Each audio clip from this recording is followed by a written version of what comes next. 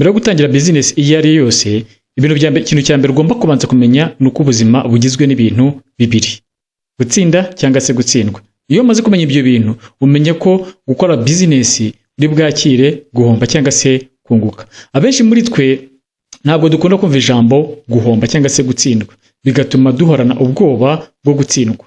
Kandi gutsinda cyangwa se gutsindwa ni kimwe mu bigize ubuzima bwacu bwa buri munsi, noneho biduha na experience, kubera ko iyo utsinzwe ku kintu kimwe uzarebe niba uri umunyeshuri ugatsindwa ku isomo runaka, iryo somo iyo ukunda kwiga koko uragenda ukaryicaraho, ndetse mu gihe gito rya somo ukongera ukarisubiramo ukaritsinda neza cyane. Bivuze ko mu gutsindwa mu buzima ari ibintu dukeneye kugira ngo bidufashe gutera imbere ubuzima bwacu, cyangwa se mu mibereho yacu. Ntabwo nyine akenshi iyo utinya kuvuga ngo ngize ikibazo kiri negative udashaka guhura nacyo, bituma niba ari kujyana cya kibazo kiri positive na ya resulta iri positive igira gute utayigeraho, kubera ko watinye kwa kuntu bavuga ngo ngiye ntabwo nshobora gukora iki kintu ntazavaho nanatsindwa. Uzumva umuntu akubwira ati buriya ngiye nkunda gukora business ariko nanga guhomba. Reka twibukiranye impamvu dukora kandi tugakorera ibintu byinshi tutabasha no kumara cyangwa se tutabasha gukonsuminga ako kanya. Tuvuge ngo niba ngiye gukora nkeneye amafaranga yo gukoresha mu gihe saa sita na nimugoroba, then aho ngaho arabahagije ngiye kwiryambira. Oya, ni ukuvuga ngo ahubwo wifuza gukora kugira ngo byibura uze gusagura byinshi para raporo y'ibyo uri bukonsuminge uyu munsi. Reka tureberere hamwe ibintu bine bituma twifuza kubaho muri ubwo buzima, cyangwa se dukora cyane kugira ngo tugire ibyo dusagura. Ariko niba uri mushyashya hano, banza ukore subscribe, nawe umenyereye cyangwa se usanzwe ubana natwe ukore like na share, noneho duhe n'ibitekerezo muri comment kugira ngo turusheho kunguka ibitekerezo bivuye mu bantu batandukanye. Kubasha kubona ibizadutunga mu gihe tutakoze, ni ukuvuga ngo uravuga ati uyu munsi wenda nabonye akazi atari ko ejo nako nzabona, byibura uyu munsi nenkwe gukora cyane kugira ngo mbone ibizantunga mu gihe nzaba ntabonye akazi. Ibyo kwitabaza mu gihe duhuye n'ibibazo, urabizi ushaka uyu munsi uri muzima, ejo wajya kumva urarwaye kandi ujya kwa muganga bazaguca amafaranga. Icyo bazaguca ni ikiguzi cyangwa se uzishyura ku byo wasaguye muri cya gihe wakoraga. Ibyo tuzakoresha mu gihe imbaraga zacu zaba nkeya. Uzumva ko igihe cyose n'abakozi ba leta cyangwa se n'abandi bakorera ukwezi mu makampani azwi atari ibiraka, uzumva ko hari amafaranga bagenda bakatwa kugira ngo bazigamire cyangwa se bazabone pension cyangwa se retirement. Noneho gukemura ibindi bibazo biri hanze ya consumption cyangwa se home consumption. Niba tuvuze home consumption, reka tubilimitinge ku bidutunga bya buri munsi, wenda ibyo byose dukuyemo imyenda cyangwa se n'ibindi bintu, kubera ko byo hari ibintu bitagurwa buri munsi cyangwa se bidakoreshwa buri munsi, cyangwa se ikintu kigakoreshwa inshuro nyinshi. Urabona, tuvuge niba waraguze wenda nka computer mu rugo, iyo computer izakoreshwa igihe kirekire, televiziyo izakoreshwa igihe kirekire, ariko hari ibindi dukenera noneho guhora turya tunywa, mbese ibintu byose bitandukanye, areka ari byo twita home consumption. Noneho urakora cyane ukavuga ati okay, nabonye ibyo konsuminga mu rugo, ariko noneho reka ngire n'ibyo nzigama nzakonsuminga cyangwa se bizantabara mu gihe nagize ibindi bibazo. Kubera ibyo bintu tuba dukeneye kugira ibyo dusagura, bituma twifuza gukora cyane, ariko kubera gutinya ibyago byo gutsindwa cyangwa se guhomba, igihe cyose duhora twifuza guhora twiyigamiza cyangwa se twishingikirije kuri babandi bamaze kubona intsinzi yabo. Ukavuga uti yahomba atahomba ngewe agomba kumpa umushahara wanjye, nukuvuga ngiye nkorera ukwezi, I don't care. Kandi ukirengagiza ko nubwo ukorera ukwezi nubwo guhemba okay, ashobora wenda kuguhemba yahombye, kubera ko muri business nyine umuntu wa business ni umuntu wakira bwa buzima bwose, akakira gutsindwa no gutsindwa. N'ubundi muri business cyangwa se entrepreneur tuvuga ko ari umuntu wakira nyine risk cyangwa se wemera kugira risk. Ku ruhande rumwe bigufasha kuba muri comfort zone cyangwa se kubaho wumva udahangayitse, nta stress uhura nazo, buretse gukora akazi cyangwa se gukora ibyo bakubwiye. Barakubwira ati ngiye nkeneye uyu munsi nkore ibi nibi nimugoroba cyangwa se ejo bakubwira ati mpereza report ya bya bintu wakoze, ariko ibyo ngibyo reka twibukiranye ibyo birangirana na za mbaraga zawe, ni ukuvuga cyangwa se na ka kazi iyo gahagaze nawe ubuzima bwawe bumera nk'aho busubiye inyuma no gutangira consuminga bya bindi. Noneho ibyo bigatuma igihe cyose nyine n'ubundi uhora uri muri risk cyangwa okay, hari akazi keza kaguha rwose ukora ukaba wakora wagura ama asset, noneho muri cya gihe ugeze mu zabukuru ukaba ufite ibintu bizagufasha. Kari akazi okay, bye byose kabonwa na bakeya ku buryo niyo umuntu ageze mu zabukuru cyangwa se yagize ibibazo ubona nyine ari akazi kamusapotinga mu bintu byose. Reka tugaruke no kuri business. Ubundi business reka turire mu buryo mu yindi context cyangwa se mu buryo butandukanye n'akazi ka buri munsi. Iyo ufite akazi wandika itariki wagatangiriyeho, ugategereza ko iyo tariki izagaruka, then ugahabwa umushahara wawe. Mbese nta gihombo uteganya, bivuze ko utangirira muri positive. Wowe utangira muri positive, upfa kuba watangiye akazi, upfa kuba wemerewe akazi gusa kuvuga ati itariki niyi uzatangira akazi. Utangira gutekereza ngo niba ntangiye akazi ku itariki niyi nzahembwa ku itariki niyi. Okay, hari n'igihe tuvugenda nko muri leta utangiye mbere ya 15 baguhembera kwa kwezi kose, cyangwa se watangira nyuma bakakubarira wenda iminsi wakoze, cyangwa se wenda kera banze baranasimbuka ku kwezi.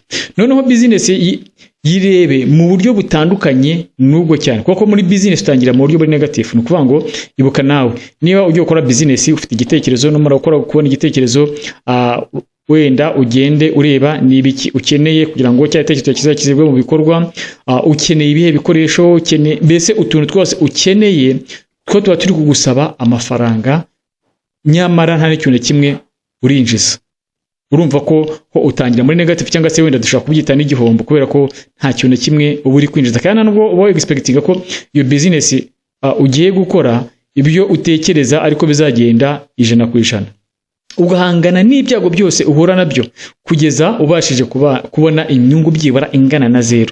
Uvuga ngo ku rundi ruhande tuvuga inyungu ingana na 0 mu buryo tekinike bw'economist cyangwa se abantu bo muri za financial, bavuga ko ugize kuri break even point. Break even point ni cya gihe nyine uba udafite igihombo, udafite n'inyungu, byibura business ishobora kwigaburira. Kuko bora no kugira ngo ugire business izagire kuri rwego kugira ngo yigaburira, ihemba abakozi, depense zose zigendaho ube wabasha kuzikavaringa, byibura iyo business hari ahantu ibitangiye kugera.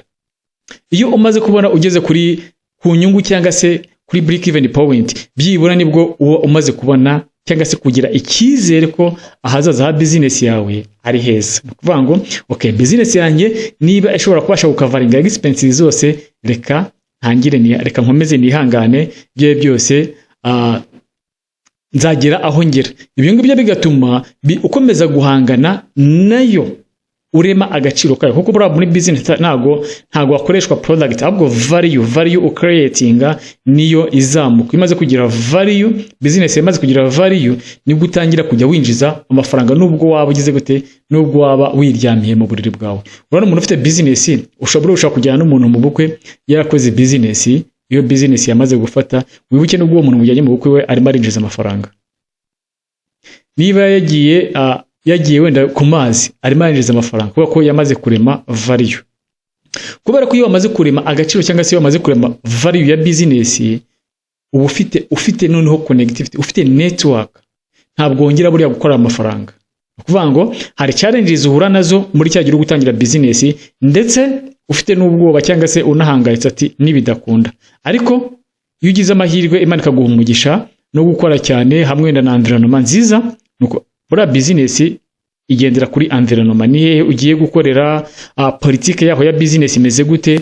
Hari igihe bikunda, ariko iyo politike ya business ari mbi nabwo biba bigoranye gukunda, kubera ko urumva haba harimo challenges noneho n'ibintu biremereye cyane kugira ngo ya business yawe izabashe gusucceeding. Bisobanuye iki rero? Nugute noneho amafaranga cyangwa se iyo umaze business yamaze gufata amafaranga ariyo asigara agukorera. Twavuze ko twabonye haraguru ko hari abantu batinya gukora business, nyamara bafite skills, bafite buri kimwe cyose. Kandi muri video yabanjirijeho twabashije kubona ko abantu akenshi na kenshi abantu bize batinya gukora business kubera gutinya risk. Nukuvuga ngo we areba ibintu mu buryo butandukanye na realite, atangira kwanaliza. Nyamara mu gukora business ubundi ntabwo yanaliza. Niyo mpamvu abantu bose baba CEOs bakomeye ntabwo ari abantu bafite amashuri menshi. Abenshi uzasanga ari abantu ba dropping out cyangwa se bavuye mu mashuri, kimwe na wenda n'abahanzi benshi, kuko muri ethique hari ibintu uri umuntu wize atemereye gukora. Tuvugenda nk'abahanzi, hari icyo umuntu hari indirimbo umuntu wize adashobora guhanga cyangwa se adashobora kujya kuririmba, ariko umuntu utarize they don't care, we aragenda akabikora kandi bikabyara umusaruro. Ubundi buriya bari abantu nibo ba business, nibo bakora business mu buryo bwa nyawo, gufata ikintu uko akibona, ati wavanga ejo ngo cyangwa ejo bundi cyangwa se impact ni oya, ahubwo uko akibona agahita gikoresha gutyo. Kubera ko uba waramaze kubaka agaciro ka business, byibura bituma nyine ikomeza kubaho. Iyo ikomeje kubaho rero bituma abantu bafite ubwoba bwo kurema ya business yabo, bwo gutinya guhomba, ahubwo bashaka kwiyegamiza ku mbaraga, gustikinga ku bandi bantu, kuba fixed ku bandi bantu, babashe gusucceedinga mu buzima. Abo bantu ufata bwa bumenyi bwabo na cyagiye cyabo ukakigura, kubera ko bo bariyemeje iki, wowe nawe inzira waranyuzemo bababona batashobora kubasha kuzinyuramo. Kubera iki? Harimo ibintu byinshi, harimo ko bese harimo ibintu bigoranye kugira ngo uzabashe kugera kuri ya business cyangwa se uzabashe gutsinda rwa rugendo. Kuvuga ubwoba bubari bwinshi, ariko bitavuze ko umuntu adafite ubushobozi bwo kugufasha cyangwa se n'imbaraga zo gukora ngo agufashe kugera noneho ku nzozi zawe za nyazo. Kubera ya business yawe niba itangiye kuguha amafaranga, niba itangiye ubwayo amafaranga washoye matangiye kugukorera, tangiye bituma noneho ubasha kugura cyagiye cyaba abantu bafite ubwoba, ukabakazwa batuke yewe ndaguha akazi nzamwe mba mushahara uyu n'uyu mu kwezi uzajya ukora amasaha aya n'aya ku munsi. Urumva niba iyo umaze kugura igihe cy'umuntu, tuvuge wenda turabizi ko umunsi ugira amasaha 28, ubashe kugura igihe cy'umuntu wenda tuvuge aguha amasaha 10 ku munsi. Ya masaha 10 ku munsi, iyo wubatse ibintu byawe neza uyabyaza umusaruro, of course ugomba kuruta amafaranga uzamuhemba. Niyo mpamvu agomba gukora cyane, niyo mpamvu buriya mu kazi nta na santima nta kuvuga ngo urabona ngo uriya muntu ngurazanamo ibintu by'ubumuntu, kuvuga ngo nyine ngurazanamo ibintu by'impuhwe mu kazi kwa. Ubundi ntago bikwiye, kubera ko uzanyemo impuhwe akuya ngo azamure business yawe, ahubwo arayihombya akongera kuguha ka kazi wahuye nako muri ryatangira. Beta niba ubona uwo muntu atari kuguha ibikuye cyangwa se adashaka gukora uko bikwiye, mwirukane, agende ushake wa muntu ukeneye kuguha ibyo ukeneye. Akeneye amafaranga, nawe naguhe ibyo ubona akeneye kuguha. Business yawe rero iyo amaze gufata ntitangira cyangwa se nigira retirement, ntago uvuga ngo gwenda ngo mu gihe iki niki ngo ngiye ngizagira retirement, gwenda ngo mbese ngo hari ngo ikeneye ngo pension, ngo ikeneye ngo kuzaruhuka. Oya, business yo yaguhiriye nubwo waba udahari irakora. Nubwo waba udahari ukuvuga ngo iki, nubwo na nyuma yo gupfa business isigara itunze umuryango wawe. Umuryango wawe direct ukavaho, business igatunga abuzukuru, business igatunga abuzukuruza. Ni ukuvuga ngo ubundi nicyo kintu umuntu bishoboka kuko ntago ari ikintu cyoroshye, cyangwa se no kugira ngo ukigereho ntago ari akazi koroshye, ariko iyo wabashije kubigeraho byibura urema agaciro k'umuryango ndetse n'ahazaza h'umuryango wawe kahizera, ku buryo ya business ushobora gusanga hari umuntu itunze atazi n'izina ryawe, yaba ari inshuti zawe ziryaho, yaba ari abantu bakora baryaho. Wenda urugero ufata wenda nk'abantu nta muntu utuye muri Kigali utazi kwa Rubangura, kandi Rubangura ntekereza atakibaho. Iriya nzu cyangwa se n'ira business izakomeza gukura kugeza no mu myaka na 200.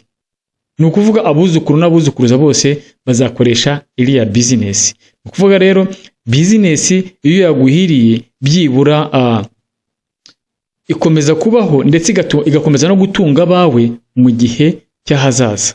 Business rero reka turebe noneho cyangwa reka tuzabire muri video y'ubutaha noneho turebe n'ibiki byibanze noneho umuntu atekereza mbere yuko atangira business. Mbere twabonye uko umuntu agomba kuba ameze, characteristics. Noneho uyu munsi tuvuze ko business ikorwa n'umuntu udatinya challenges cyangwa se utari umunyabwoba wo kuruzinga ibyo afite.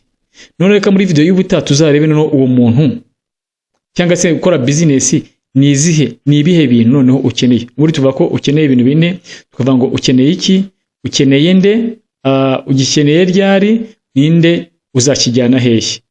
Reka muri business y'ubutaha nako muri video y'ubutaha aricyo kintu turebaho, noneho dukomeze twiganirire umunsi ku munsi. Ciao ciao, hasta la vista. Stay tuned. I love you.